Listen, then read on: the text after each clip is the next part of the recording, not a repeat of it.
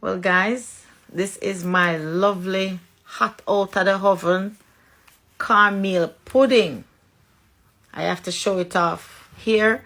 It is so hot. I wasn't able to cut it. Nice soft top. I had to let it cool down a bit before cutting it. Look at that. Let me know which is your favorite. If you like it more softer on the top or you like it just like this. It has a little crust around the edges. I absolutely love it like that. It's perfect. But let me know how you like it. This is a simple recipe. Very simple. It's just flour, cornmeal, spices, coconut milk. Yeah, and this is what you get. So delicious. Not too soft, not too hard. You know, it's just perfect.